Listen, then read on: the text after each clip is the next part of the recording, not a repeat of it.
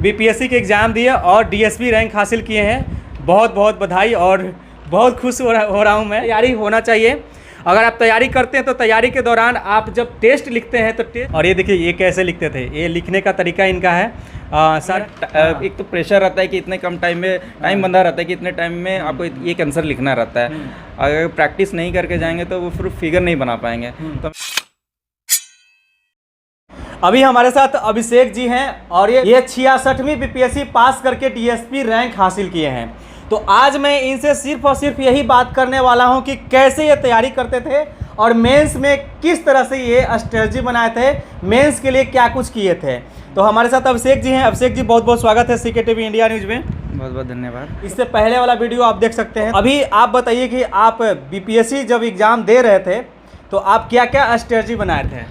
Mainly तो mains का number जुड़ता है और इंटरव्यू का जुड़ता है, तो मेंस ही सबसे इम्पोर्टेंट खेल खेलता है। तो मेंस में टॉपिक वाइज नोट्स बनाना ज़्यादा इंपॉर्टेंट है। स्ट्रैटेजी रहता है सबका अलग अलग रहता है। मेरा स्ट्रैटेजी था कि जैसे GS1 GS2 में 3-3 सेक्शन होता है, हर सेक्शन में पर्टिकुलर टॉपिक्स होते हैं, उसका नोट्स बना लिया था मैंने। क्या बात है। जैसे कि इसमें जैसे कि आर्ट एंड कल्चर का सेक्शन 1 में GS1 का सेक्शन 1 में आर्ट एंड कल्चर ज़्यादा पूछा जाता है। आर्ट एंड कल्चर में 4 ही क्वेश्चन ज़्यादातर वो रिपीट होता था पहले, तो वो उस पर मैंने नोट्स बनाया। आप लोग लगातार मेरे साथ बने रहे और सारे चीज़ मैं बताऊंगा। इनका वो कॉपी भी है, टेस्ट कॉपी की कैसे ये कॉपी लिखते थे, क्या क्या लिखने का इनका तरीका था, कैसे इन्होंने एग्ज़ाम में लिखा। आप लगातार मेरे साथ जो है अंतिम तक आप बने रहिए। बहुत ही अच्छी चीज़ मैं आप लोग को दिखलाने वाला हूँ। हाँ बताइए। तो जैसे कि सेक्शन 1 का मैंने टॉपिक बनाया आर्ट एंड कल्चर का, फिर Indian freedom struggle and personalities का। फिर सेक्शन 2 में जैसे इंटरनेशनल रिलेशन से पूछते हैं, ज़्यादा करंट से ज़्यादा पूछा जाता है, वो डायनेमिक रहता है, तो जो उस टाइम चलते रहता है उसका नोट्स बना लीजिए। बिल्कुल। और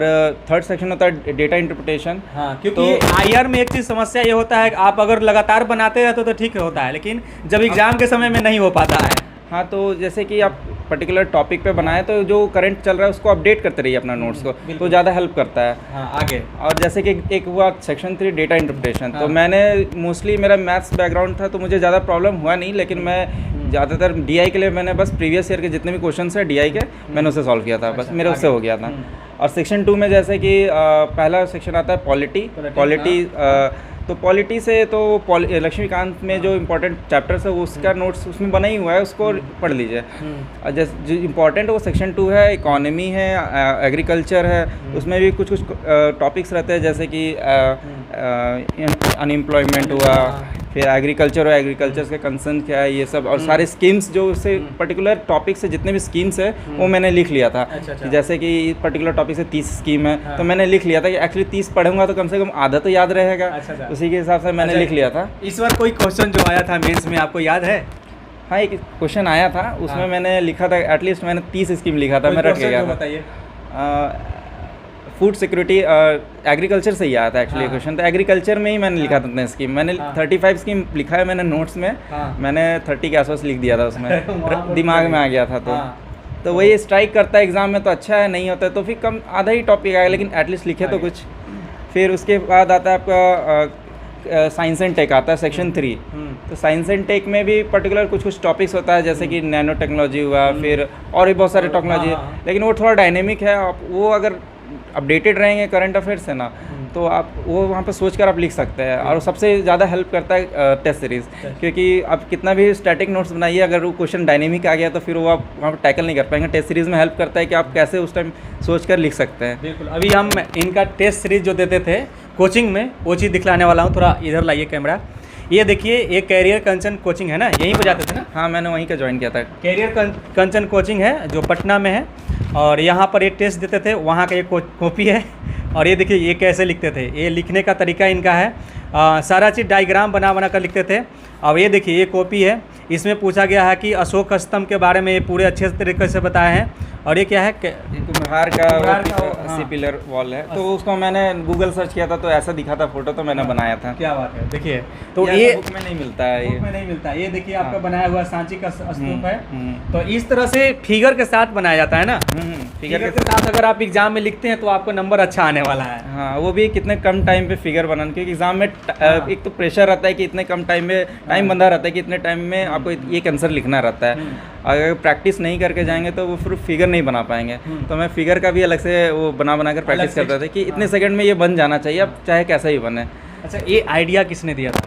वो तो मैं सुनते आया था, जब प्रिपरेशन स्टार्ट किया तो उसमें बोला जाता था कि अगर फोटो या फिगर डायग्राम बनाएंगे तो नंबर ज़्यादा आता है। तो मैंने सोचा कि ट्राई करते, तो टेस्ट सीरीज़ में मैंने ट्राई करना स्टार्ट किया, तो फिर मैंने हेल्प मिला मुझे ये सब में। अच्छा, चलिए, टेस्ट में नंबर कम इनको दिया जाता था, लेकिन मेन जो टेस्ट हुआ, मेन एग्ज़ाम हुआ, उसमें अच्छा नंबर लाए, एससी के एग्ज़ाम दिए और डीएसपी रैंक हासिल किए हैं।